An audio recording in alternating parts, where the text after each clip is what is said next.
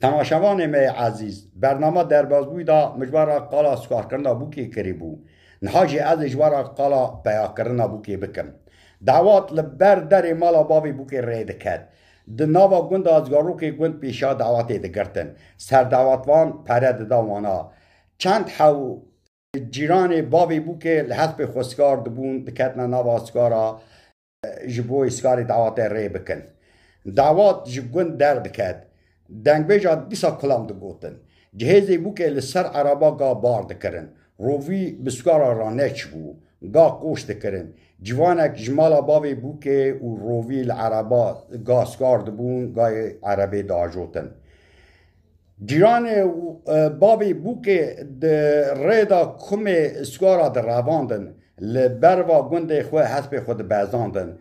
سکار دعوات وانا در ریدا بگرتا کم خوشوان دستاندن که نگرتا حتی لبر در مالا باوی بوکه دی چون سر دعوات وان دهات خلاتا وانا ددا کم سکارا جوانا دستاند سکار دعوات دهات نه نزدیکی گنده خواه او سکاری که حسب خوب بزاندا سر دعوات وان لکلا که هفدو ددا ریزه دا مانجا دا تاکاند کش به حفر حسب خود بزاندن خلق گوند گاوا سکار دعواتی بدیتانا رادبون لسر خانیان لبر دریان سکار دعواتی تماشا دکرن هی سکار دعواتی نهاتبون گوند براز داوا زاوات به مالا خواه کی جان سکار پیشیا گشکا بگیجه گوند جویا رادگوتن بالگی درخست که آلا سپی ددا دستی وی و خیلی تیله هستی هسپی و گره ددام او لسر حسبه آلا سپی بلند کرد ناوا گونداد گرگا خلق گوند جوی را دست خود هرد خستن که من سید حمو هر جاسکار دعواتا بو ناوی حسبی وی لومان بو به حسب لومان و بالگی درد خست ده ناواسکارا دا کس نکار بو کمی برایم براواندا لومان حسب کی جهاد بو پیشا لومان کس خلاص ند بو سلام خواه که خواه سید حمو را دشینم و دستی و را بمسون داویه دا سر دعوتوان بابز داوا بو و هر دو مربو دهاتن لبر دارید سکنین هر دو بربو بو که جهسبه پیاد کرن خیلی گوز لسر سری بو که بو بروا گومه دی چون جنا ماله پیشا خود تجی ایمیش کری بو لسر خانی سکنی بو